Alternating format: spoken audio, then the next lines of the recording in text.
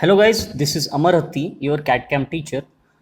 So till now in the last video lecture we are discussing about your surfaces part of your second unit, and we had many topics like analytical surfaces, synthetic surfaces, and how we need to represent the surfaces, that is two-dimensional entities. Okay, so only part left in your second unit is your solid modeling. So what comes to your mind when I said you solid?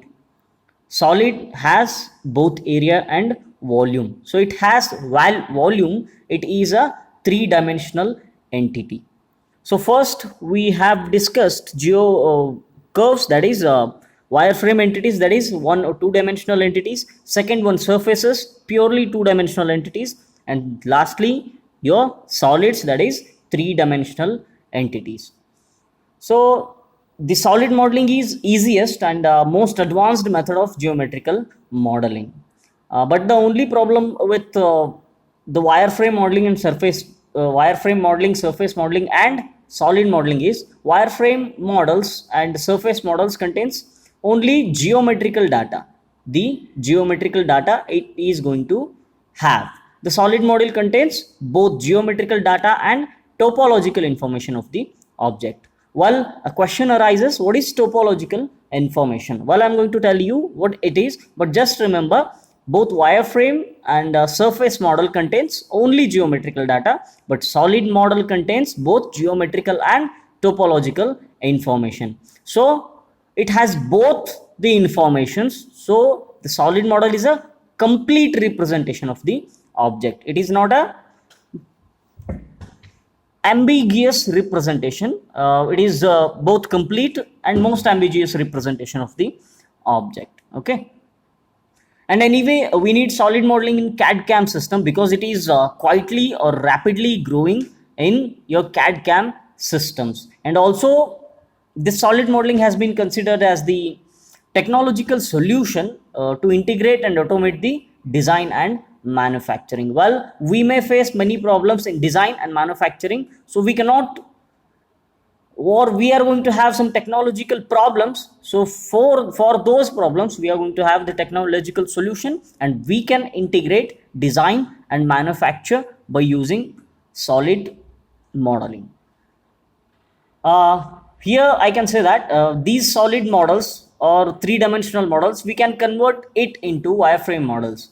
So this type of conversation is used to generate automatically the orthographic weaves. Well, you can heard about the orthographic weaves, right? So if we convert the solid models into wireframe models, we can have the orthographical views of the object. Well, but it is a problem due to the incomplete nature of the wireframe representation. I said it doesn't have the topological information, so we cannot convert wireframe models into solid models. We cannot convert wireframe models into solid models. So if we are knowing what exactly the solid modeling, if we have a difference between wireframe modeling and solid modeling, if we compare these two, we are going to get what exactly we are having, the wireframe model and solid model. So I said in wireframe model,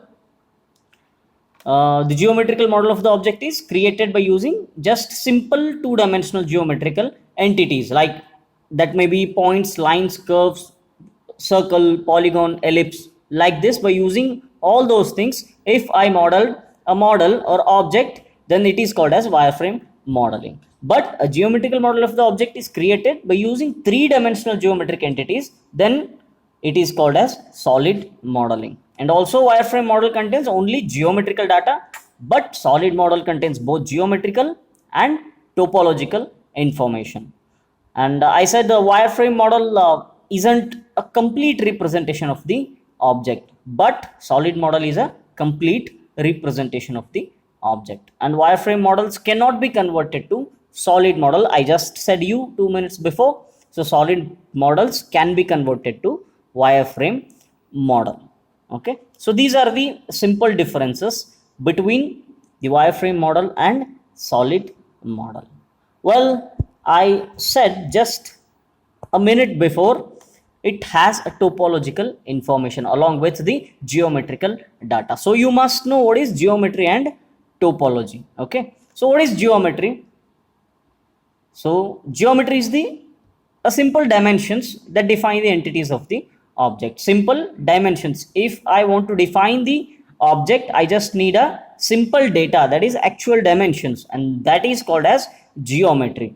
So what are the geometry? Like if I have a simple cube, I need the length of the line, the angle between the lines. If I have a circle, I need the radius of the circle and center point of the circle.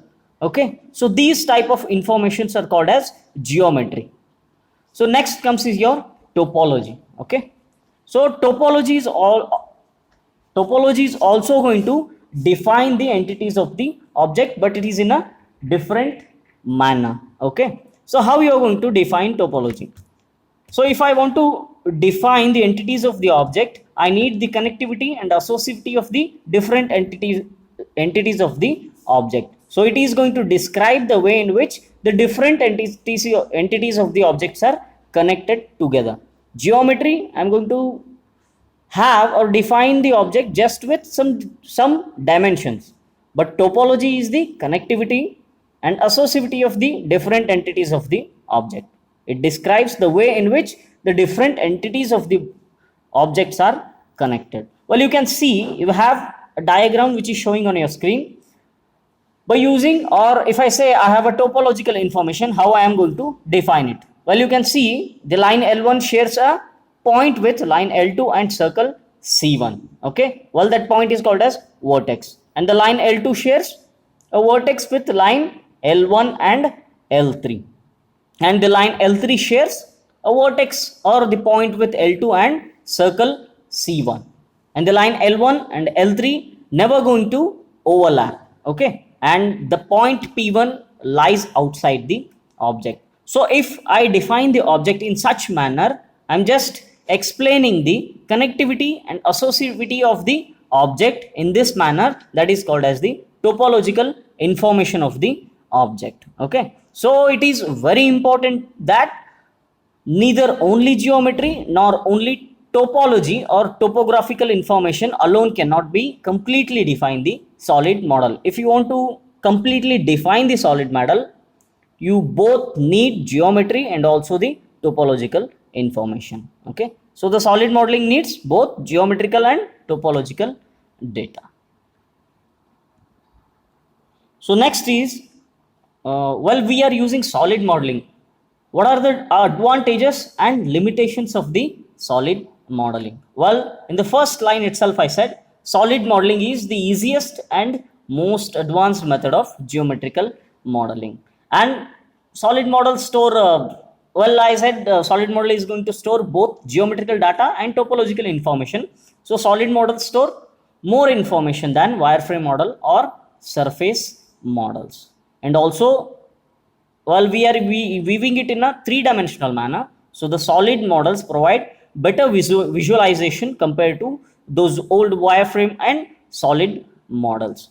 And solid models can be easily converted into wireframe models, but wireframe models cannot be converted into solid models. So what are the limitations? If these are the advantages, what are the limitations? Well, just now I said it is not possible to create the solid models automatically. Like I cannot convert wireframe model into surface model into solid models. Okay, so that is one of the limitation, and this holds the both information of the geometry and also the topology.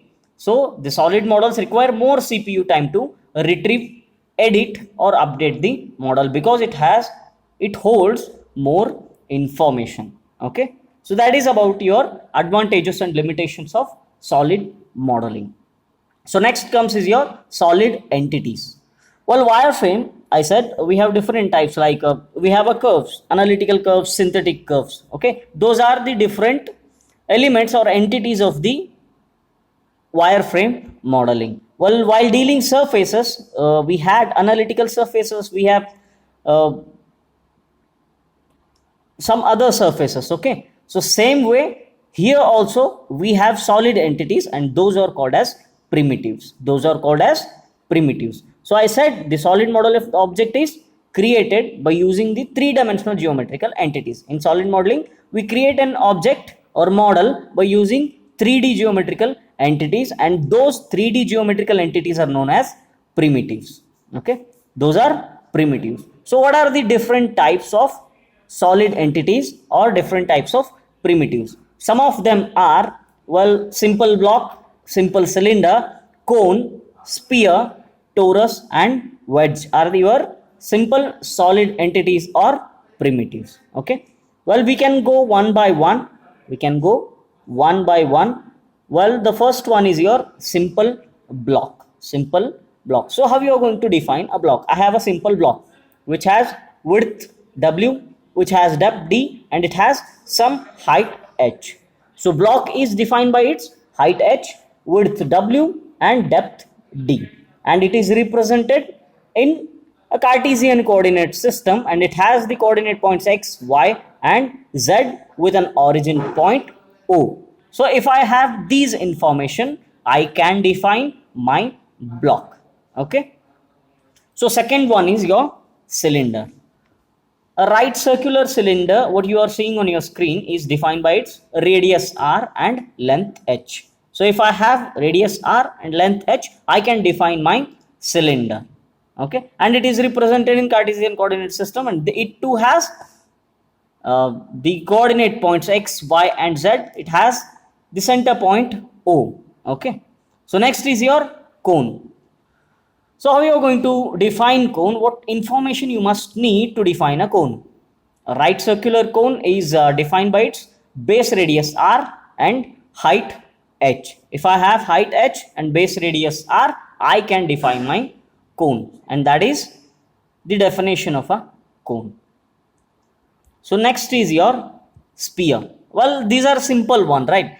Well, I said you have numericals only in your first part of second unit, that is wireframe entities. In surfaces and in also solids, you have only theoretical parts. You have to understand what exactly the theoretical part it is going to deal with. So we have sphere. If I have a radius of the sphere, I can define my sphere. So next comes is your torus. Well, you have to understand what exactly the torus is. Torus is generated by revolution of a circle. Well, let's consider I have a circle, a simple circle which has some radius. Okay, so it is generated, or torus can be generated by revolution of a circle about an axis laying in its plane. I have a circle and it has plane, and in between I have an axis. Well, in this figure we have z axis. Okay, we have a circle of radius r1 and r2. Well, both are same. So if a circle about an axis laying in its plane is revoluted, and it is going to generate a structure or a body, and it is called as torus. Okay, it is called as torus. So it is defined by the inner radius ri. Well, you can see here we have an inner radius ri and the outer radius ro, or it can also be defined by the radius of the center line of the torus body r1 and the radius of the body, that is r2. Okay, if you have these information, either ri and ro or r1 and r2, you can define the torus. So next is your wedge. Okay, wedge is actually a half cutted part of your rectangular. Okay, so right angled wedge is defined by its height h, width w and depth d. So if I have these information, I can define my wedge. So this is about the primitives of your solid entities. The primitives of your solid entities. So next part which comes in your solid modeling is the method of solid modeling. The method of solid modeling. Well, we have various approaches which are used for creating the solid models of the object. If I want to create the solid models, I have some approaches. Okay, in a simple manner, I have some different approaches which I use to create the solid models. So we can call it as methods of solid modeling. Different methods of solid modeling. Some of them are, and very most popular and widely used are the constructive solid geometry, boundary representation method, sweeping, analytical method, primitive instancing. But here we have only most popular and widely used approaches are constructive solid geometry and boundary representation. Well, along with these, we have some special enumerating method, quadratary encoding, octree encoding. Like this, we have many methods of creating the solid models, but only important one is constructive solid geometry and boundary representation. Okay, well, we can go through the first one, that is constructive solid geometry. Well, this method is one of the two most popular and widely used approaches to create the solid models of the object. So this is the most popular and widely used approaches to create the solid models of the object. So what happens exactly? I said a solid model of the object is created by using 3D geometrical entities, and those are known as primitives. Okay, so in here also, in a constructive solid geometry approach, we use those three-dimensional geometrical entities to model the objects of the solid model. Okay, so two or more primitives are combined by a set of Boolean operations to create a desired model. In constructive solid geometry, if I want to create a desired model, I am going to just use two or more primitives, that is two or more 3D objects, and I am going to combine it by a set of Boolean operations, by using a set of different Boolean operations to get my desired model. So that is why it is also known as building block approach. Just I'm going to take two or more primitives, combine it, remove it, subtract it, anything I do to get my desired model. That's why it is called as building block approach. So I said by using the Boolean operations, we are going to construct the desired model. So what are the different Boolean operations? Well, this comes into your mind, right? So some of the Boolean operations are like the first one is union, second one is intersection, and the third one is difference. So what is union? Union is a Boolean operation which is used to combine two primitives. If I want to combine two three-dimensional entities, I am going to use the union Boolean operation, and it is denoted with the letter U or positive sign. Okay, and the second comes is your intersection. The name itself intersects, like name itself indicates, it is used to get a common volume between two primitives. Let's say I have two blocks, I have combined both the things. If I am doing intersection of this one, so I am going to have the common volume in two primitives is my intersection. Okay, it is used to get a common volume in two primitives. So intersection is denoted by a letter upside down of the U. The union, we are using U, right? So upside down of U is your intersection, or I is used as the sign of intersection. So next comes is your difference Boolean operation. So in union, we combine two primitives, and here in difference, we use difference to subtract one primitive from the other. Okay, it is used to subtract one primitive from the other. That is called as difference Boolean operation. Okay, so it is denoted with a symbol or sign negative sign. Well, you can see we have a primitive here. Well, you have many diagrams showing on your screen.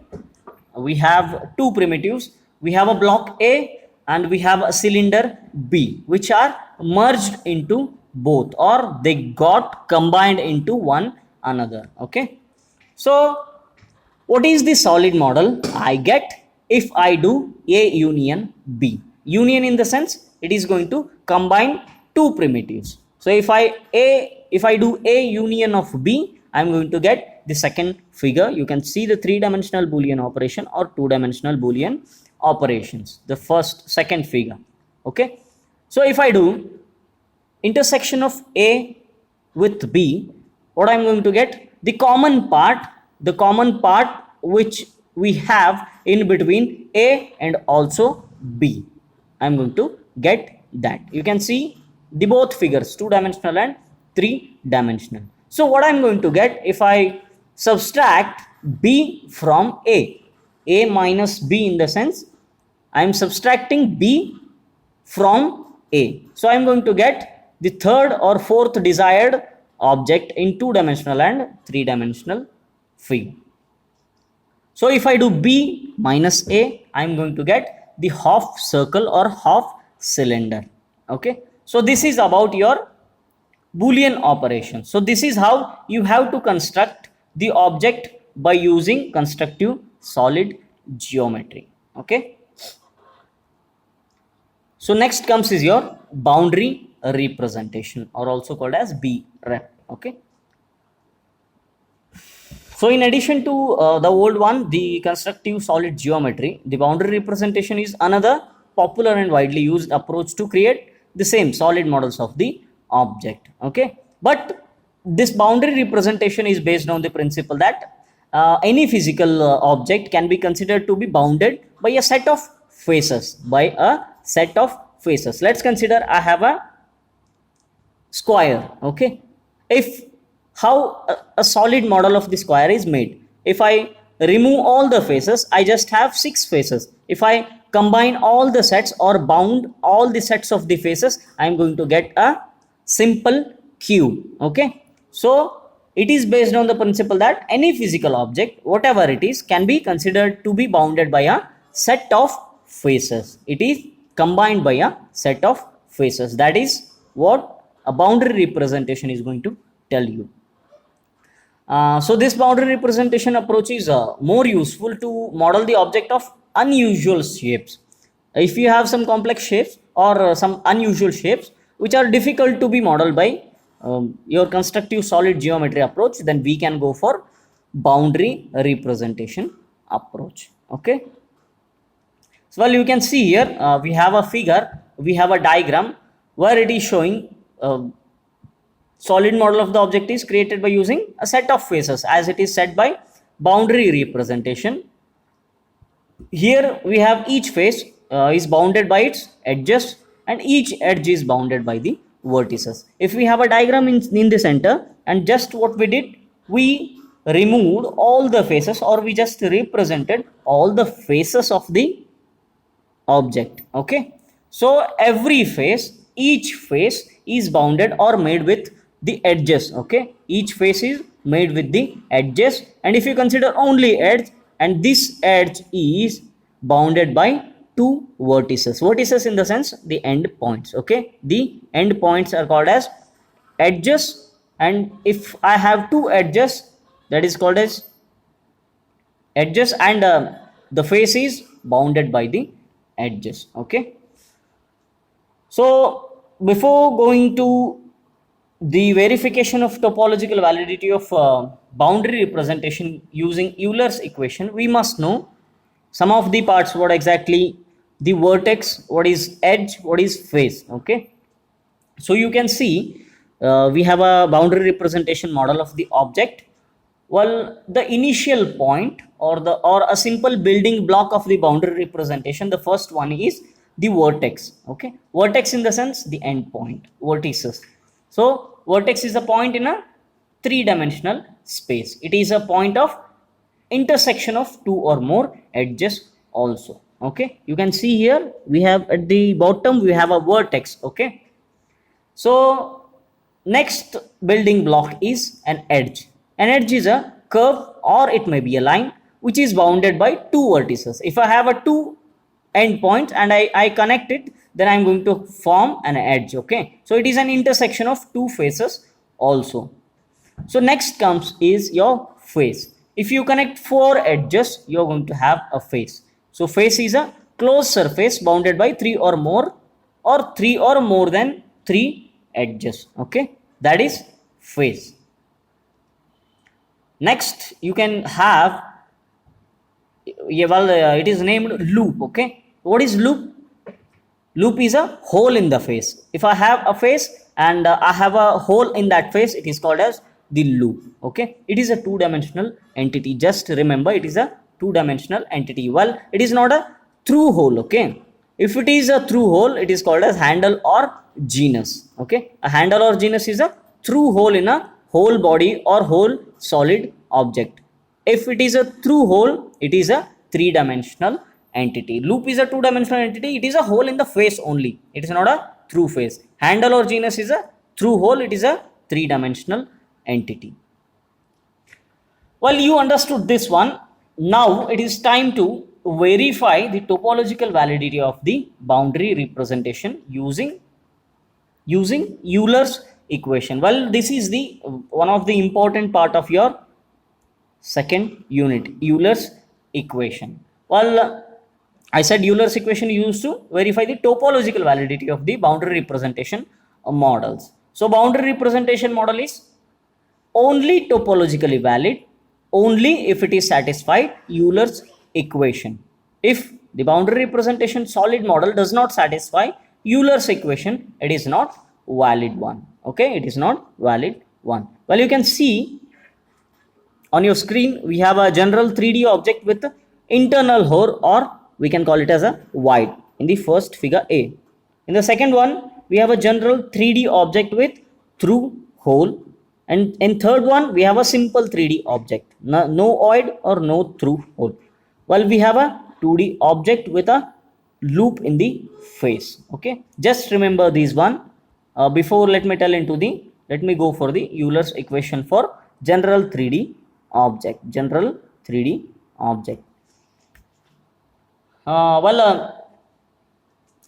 Euler's equation for three-dimensional object. Okay, three-dimensional object is given by the equation f minus e plus v minus l equal to 2 into b minus g. Okay, 2 into b minus g, where f is the number of faces of the object, e is the number of edges of the object, v is the number of vertices, l is the number of loops, g is the number of genus, and b is the number of bodies. Okay, b is the number of bodies. So this is the general Euler's equation for three-dimensional object. So the model satisfy this equation, then only the boundary representation model is topologically valid. Okay, topologically valid. So what happens if we have Euler's equation for simple 3D object, if I doesn't have the loopholes or any genus, and if I have only one body, that is simple 3D object. So L equal to 0, G equal to 0, and B equal to 1. If I substitute those values in Euler's equation, I am going to get f minus e plus v equal to 2. Okay, so if I have a simple 3D object and that simple 3D object satisfies this equation, then my boundary representation model is topologically valid. Okay, so what about 2D object? What is the Euler's equation for two-dimensional object? So equation is f minus e plus v minus l equal to b minus g. So this is the Euler's equation for 2D object. If it is satisfied this equation, so my model is topologically valid. So these are the third part of your second unit. Okay, so this completes your second unit. We have had the wireframe entities. Those are curves, the analytical curves and synthetic curves, and also we have solved some numericals on line, circle, ellipse, parabola, and hyperbola. And second part, we have gone for surfaces. We have gone for the analytical surfaces. We have synthetic surfaces. We don't have any numericals on that. So today we had solids. Okay, today we had solids. So in next video lecture, we are going to start your third unit, that is finite element analysis. Okay, thank you very much.